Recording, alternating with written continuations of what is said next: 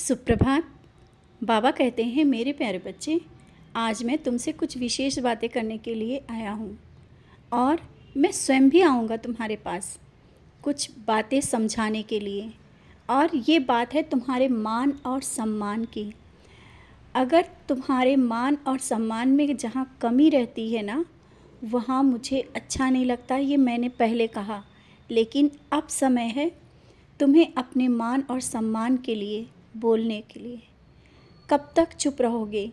मौन की भाषा जो नहीं समझ रहे हैं उनके साथ अब बोलने का समय आ गया है। उनके भरोसे मत रहो, उनके सहारे मत रहो, जिससे तुम्हारा सम्मान कम हो। और यही एक कारण है कि मैंने तुमसे पहले कहा था कि चुप रहना।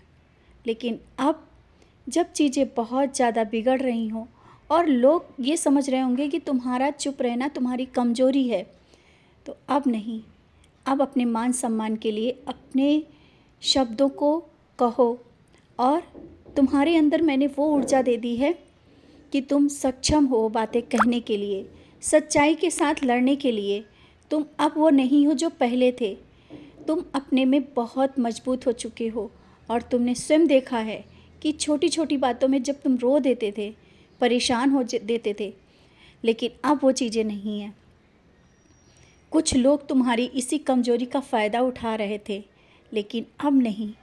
अब है उन बातों का अंत करने के लिए। और जहाँ तुम्हारे सम्मान में कमी आ जाए, जहाँ तुम्हारा लोग हंसी करें और तुम्हारी बातों को माने ना, वहाँ पर रहना या रुकना या ज़्यादा देर बैठना सही नहीं है। जब तुम्हें ऐसा लगे ना, तो उन लोगों से दूर हो जाना ही अच्छा है। अगर फिर भी ना चीज़ें संभल रही हो तो बातों को सामना करो, सच्चाई के साथ अपनी बात को कहना सीखो। कब तक चुप रहोगे? चुप रहने से ही लोगों ने आज इतना फ़ायदा उठा के रखा है। और कुछ राज ऐसे भी हैं जो तुमसे छुपाए जा रहे हैं, कुछ बातें ऐसी भी हैं जो तुमसे छिपाई जा रही हैं।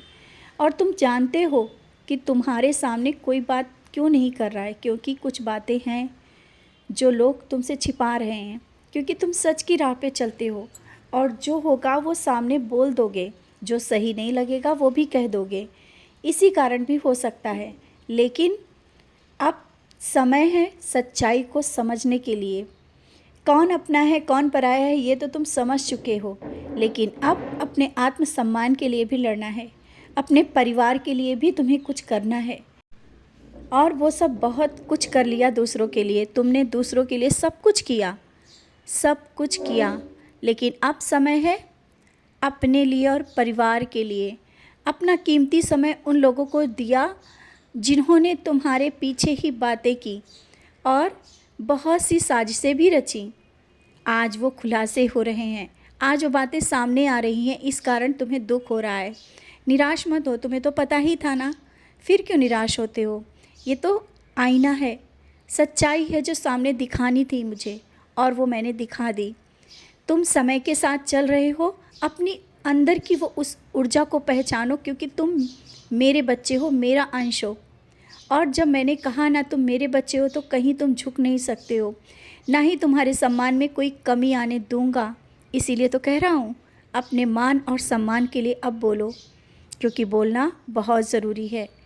ये कमज़ोरी बन गई है, लोग तुम्हें कमज़ोर समझने लगे हैं। अब तुम कमज़ोर नहीं हो, तुम बहुत ही मजबूती के साथ हर एक फ़ैसले को ले सकते हो। जो लोग कहते हैं ना कि तुम फैसले नहीं ले पाओगे, तुम कैसे आगे बढ़ोगे, तुम वो सब करके दिखाओगे। और हर एक फ़ैसला, जहाँ पर कोई बात हो रही हो फ़ैसले की, तो वहाँ डटकर तुम खड़े रहो। तुम्हें अपने फ़ैसले स्वयं लेने हैं और अपने परिवार और बच्चों के लिए निर्णय भी लेना है। बच्चों के लिए जो रुकावटें आ रही हैं उसका भी समाधान मैंने कर दिया है, रास्ता निकाल दिया है। सब कुछ बहुत अच्छा होगा और तुम्हारे जीवन में एक नया परिवर्तन भी आया है, और नहीं आया है तो बहुत ही जल्दी आने वाला है। परिवर्तन बहुत बड़ा है, वो धन के लिए भी हो सकता है, धन से कुछ ऐसी चीज़ें हो सकती हैं कि तुम्हारे जीवन में बहुत बड़ा परिवर्तन धीरे से आ जाए और तुम समझ ना पाओ। धीरे धीरे बहुत ही चीज़ें सही हो रही हैं और तुम स्वयं में देख रहे हो कि तुम्हारे जीवन में परिवर्तन हुआ है, परेशानी कुछ भी नहीं है।